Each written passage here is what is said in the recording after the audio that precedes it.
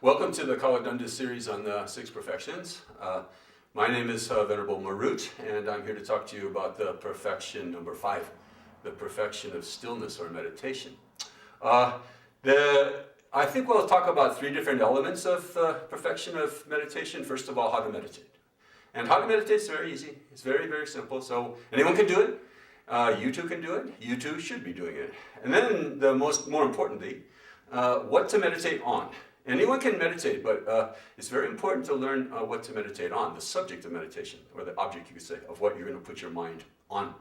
And then thirdly, we'll talk about what makes meditation perfect, a perfection of meditation. Why do we call it a perfection of meditation?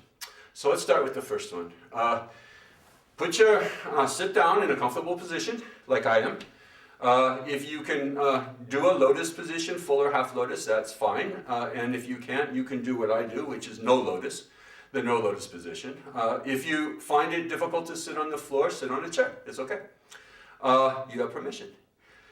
Most important thing is to have your back straight and your head up. So put your back straight, your head up, and then either close your eyes or keep them open just a little bit and unfocused along the plane of your nose. So in the text they say, look at your nose, but it doesn't mean look at your nose, because then you just be cross-eyed like that.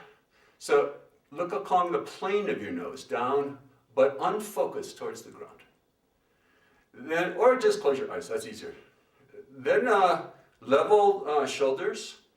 Put your hands on your lap or on your knees in such a way that you can forget about them. And then relax. Relax everything. Keep yourself alert but relaxed. And begin to concentrate on a single point. So in our lineage, we begin the meditation process by concentrating on our breath and watching the breath go in and out, in and out, in and out. Putting your mind single-pointedly on the place where your breath goes in the nose and out the nose. And just watch your breath for a few minutes until you start to get some stillness.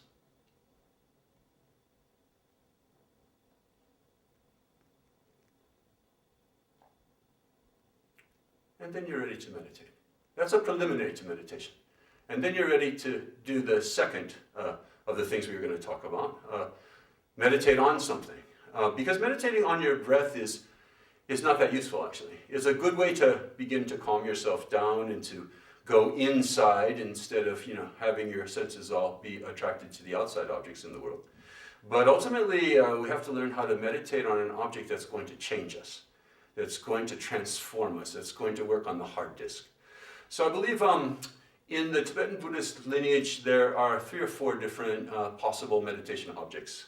The first one would be preliminaries. If you're just starting your spiritual practice, you might want to meditate on one or another of the 2 main preliminary type meditations. The first one is what's called leisure and fortune, of just meditating on how many things are going right for you. What an amazing life you really are leading.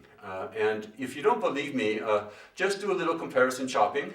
Go on the worldwide web and find out what kind of lives other people are living, what kind of income people have worldwide, what kind of education they have worldwide, and you'll find very, very soon that you are leading a miraculous life. And so you could meditate on that as the object of meditation and think about how fortunate you are. And then, of course, think, well, what am I doing with it? What am I doing with this amazing miracle that is my life? And then you get a little motivation for doing something useful with it instead of watching 4.5 hours of TV on every day, which is the average now. The second kind of object of meditation as a preliminary, as a kind of a motivational object of meditation is what we call death awareness. And the death awareness meditation goes in 3 parts, 3 basic parts. You can meditate, number 1, on the fact of your mortality, that you will die. And just get it clear in your head. Because most of us are in denial about that. And because we're in denial about that, we think that we have infinite time to do the things that we know are important. We can postpone them infinitely. So the second part of the death awareness meditation is to realize that the time of death is totally unfixed, that you do not know that you'll even live through the day.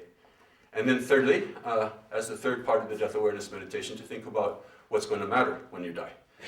Is your money going to matter? Is your job going to matter? Are your friends and family really going to be able to help you at the end? And to just get clear that the only thing that will really help at the end is how you have practiced, how you have trained yourself in a spiritual way. And that will be your only refuge.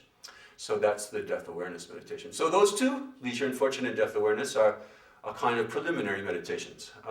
Then you can meditate on something that will develop what we call a good heart, a meditation on compassion. And the classic meditation in the Tibetan Buddhist tradition on compassion, or one of them, is to meditate on all beings, all people, all animals, all beings, as your mother. To think of all of them as your mother, and think about what kinds of things your mother did for you in this life, and how all beings have done that for you in countless past lives. And of course, this meditation requires us to think about past lives, that this life is not the only one. And to then arise from that meditation and look at the people and the beings around you somewhat differently, as if they were your mother. Or you can meditate on something like gratitude or forgiveness, or something that's going to open your heart. Then a third kind of meditation is the meditation on wisdom, on how things really exist and how they don't exist, how they don't really exist in one way and how they do exist in another way. And that's the perfection of wisdom that somebody else will probably talk to you about. But something about wisdom, a meditation that's designed to get us clear that things do not exist the way they appear, that the appearance of things is misleading, that we are deceived by the appearance of things, and we have to penetrate the appearances and get to the ultimate reality of things. That's a wisdom meditation.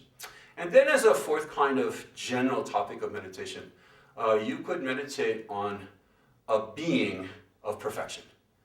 So put in front of your mind's eye a saint or a holy person that you have heard of from history, or if you have a guru, you can put your guru, your lama, in front of your mind's eye, and just think about what a being who is perfect would look like, what their minds would be like, what their hearts would be like, and put in front of your mind an image of perfection.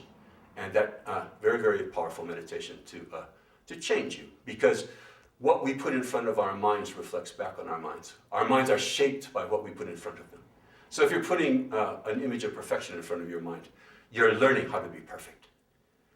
So last thing I want to talk about is what makes the perfection of meditation perfect. And you could say there's two things. There's two ways in which stillness is a perfection, or could become a perfection. And the first way is if it's done with a strong, compassionate motivation, what we call bodhicitta, the wish out of deep, deep compassion for the suffering of others to achieve enlightenment as quickly as possible. And with that motivation to sit down on a regular basis and meditate helps to make the meditation practice a perfection. And then secondly, the other sort of defining quality of what would make the meditation of perfection would be to turn your meditative abilities on the ultimate reality that we were talking about before, and using that laser-like attention, one-pointed attention that you have developed in meditation, and turn it on an object in order to uncover its true reality. And when we see the ultimate reality of things, then we have perfected meditation. So thank you.